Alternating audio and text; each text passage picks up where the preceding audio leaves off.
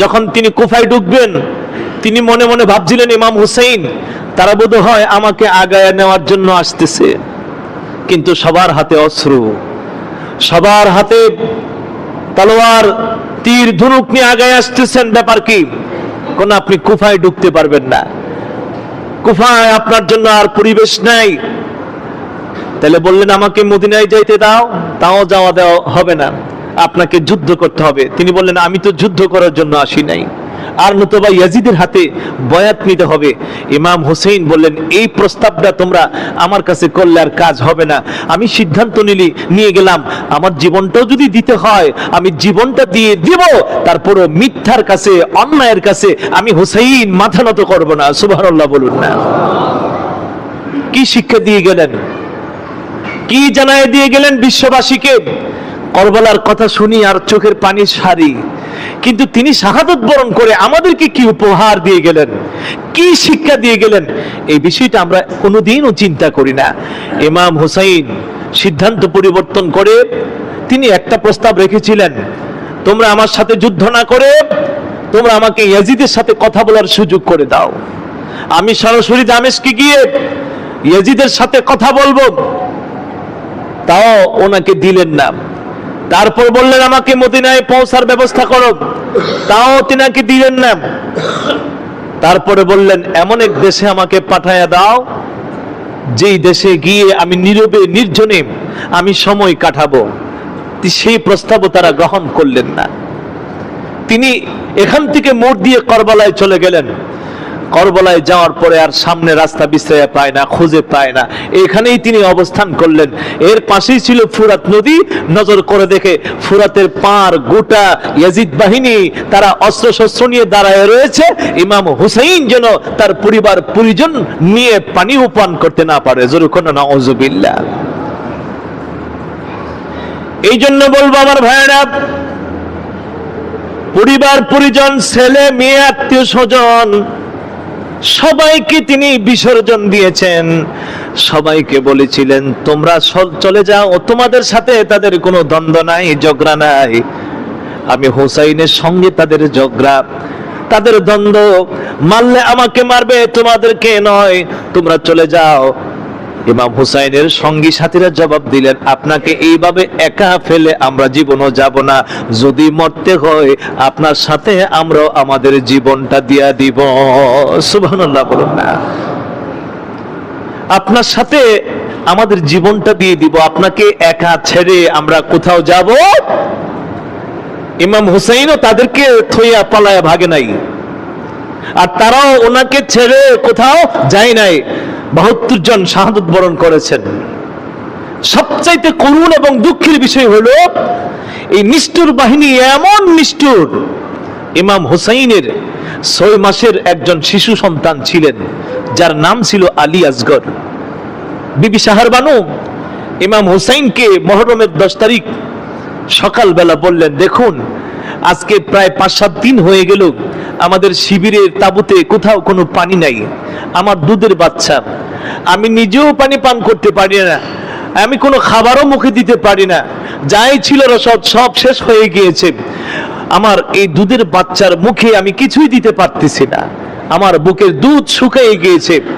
হে হুসাইন, আপনার জন্য তো আপনি পানি চাবেন না, এটা আমি জানি, কিন্তু আপনি আমার এই দুধের শিশু আলী আসগরের দিকে একটু তাকান, একটু তাকায় দেখুন, সে জবান বন্ধ হয়ে গিয়েছে, চিৎকার দেওয়ার মতো পর্যন্ত শক্তিটা তার নাই।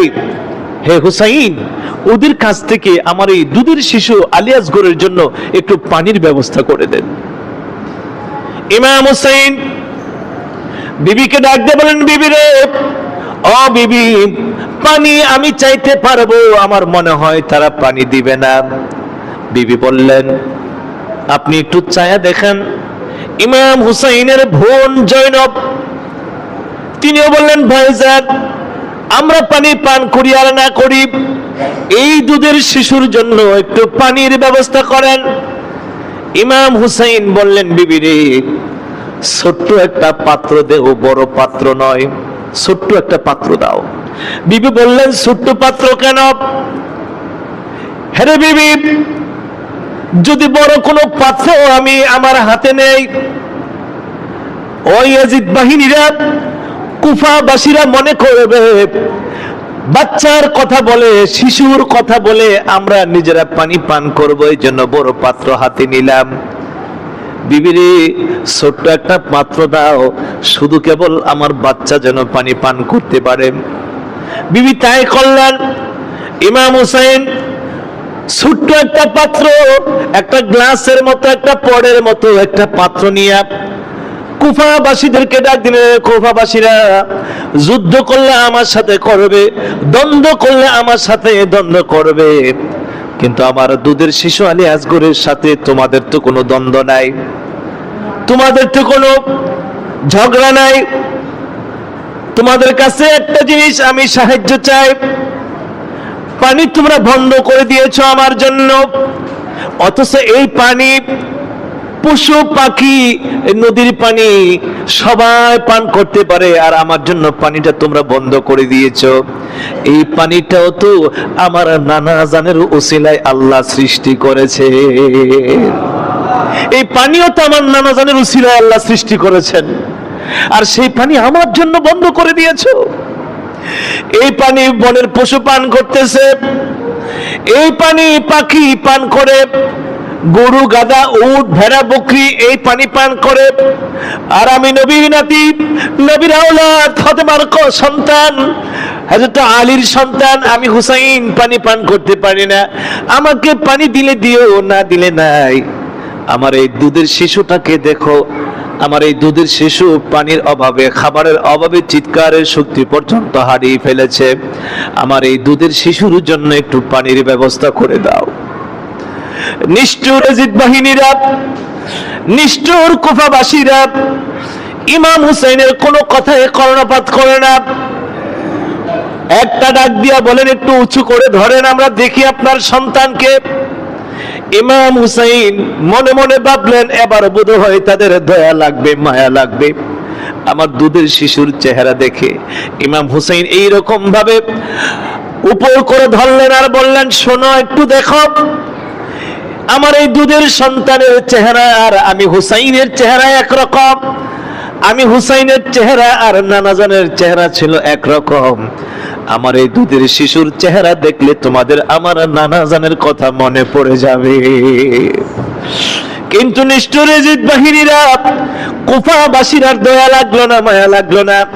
যখন তিনি এভাবে উপর করে ধরলেন, এই কুফাবাসীর শিবির থেকে এমন একটা তীর আসলো, যে তীরটা ইমাম আলী আসগরের বুক দিয়া ঢুকেছে আর পিঠ দিয়া বাইর হয়ে যায়।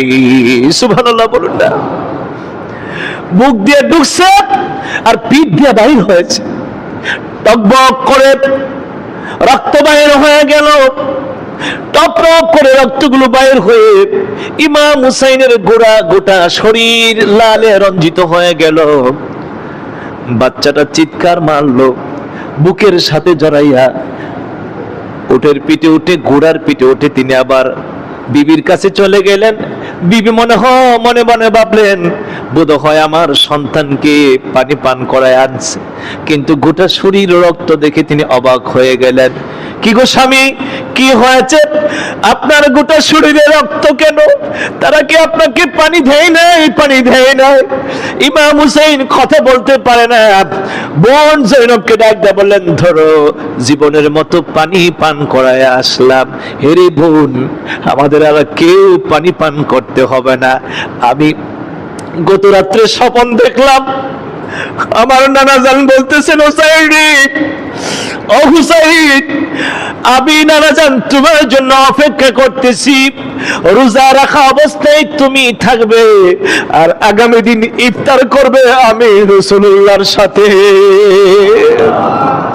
এরে বোন, আর পানি পান করতে হবে না, জনমের পানি পান করায় আনলাম।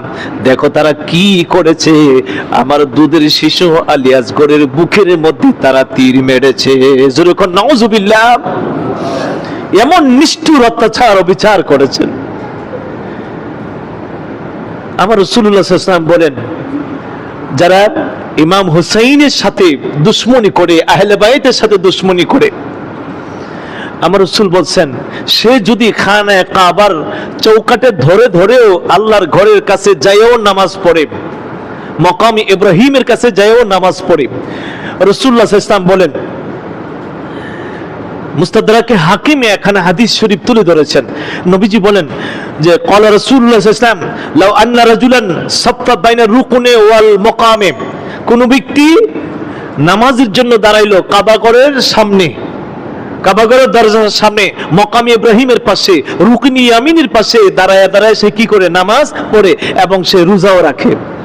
যারা কাবাঘরের সামনে, রুকনি ইয়ামিনিতে, মকামে ইব্রাহিমের পাশে এরকম মূল্যবান জায়গায় যারা যাইতে পারে, খানায়ে কাবায় যারা নামাজ পড়তে পারে, এদের সম্মান দাম বেশি না কম? বেশি না? কত বড় তাদের সৌভাগ্য, খানায়ে কাবায় যায় নামাজ পড়ে, রুকনি ইয়ামিনিতে নামাজ পড়ে, মকামে ইব্রাহিমে যায় নামাজ পড়ে। যেই জায়গায় নামাজ পড়লে নামাজ কবুল হয়ে যায়, যেই জায়গায় দোয়া করলে দোয়া কবুল হয়ে যায়। রাসূলুল্লাহ সাল্লাল্লাহু আলাইহি ওয়াসাল্লাম বলেন, নামাজও পড়ে আবার রোজাও রাখে। কিন্তু রাসূলুল্লাহ সাল্লাল্লাহু আলাইহি ওয়াসাল্লাম বলছেন, সুম্মা লাকিয়াল্লাহ মুবগাদান লিআহলি বাইতি মুহাম্মাদিন সাল্লাল্লাহু আলাইহি ওয়াসাল্লাম, কিন্তু সে যখন মরে যাওয়ার সময় সে নবীর আহলে বায়াতের দুশমন ছিল। নামাজ পড়ছে ঠিকই, কোথায়? খানায়ে কাবায়। নামাজ পড়ছে মাকাম ইব্রাহিমে, রোজা রাখছে, হজ করছে, যাকাত দিছে, তাসবিহ তাহলিল করেছে, ইবাদত বندگی করেছে, কিন্তু নবীর আহলে বায়াতের সাথে কি ছিল? দুশমনি ছিল। রাসূল বলছেন, এই নামাজ সব লই দাখালান নার, সে জাহান্নামে প্রবেশ করবে। জোরে করে নাউযুবিল্লাহ। সুতরাং একটাই শিক্ষা তিনি আমাদেরকে দিয়েছেন, যদি প্রয়োজন হয় জান দাও, যদি প্রয়োজন হয় মাল দাও, যদি প্রয়োজন হয় ছেলে মেয়ে আত্মীয় স্বজনকে কুরবানি দাও, যদি প্রয়োজন হয় নিজের বুকের তাজা রক্তটা জমিনে ঢেলে দাও, তারপরও অন্যায়ের কাছে মুসলমান কোনোদিন মাথা নত করে ঈমানকে ধরে রাখতে হবে, ঈমানকে মজবুত করে ধরে রাখতে হবে। এটাই হচ্ছে ইমাম হুসাইনের কারবালার শিক্ষা, যে আমরা অন্যায়ের সাথে কোনোদিন আপোষ করব,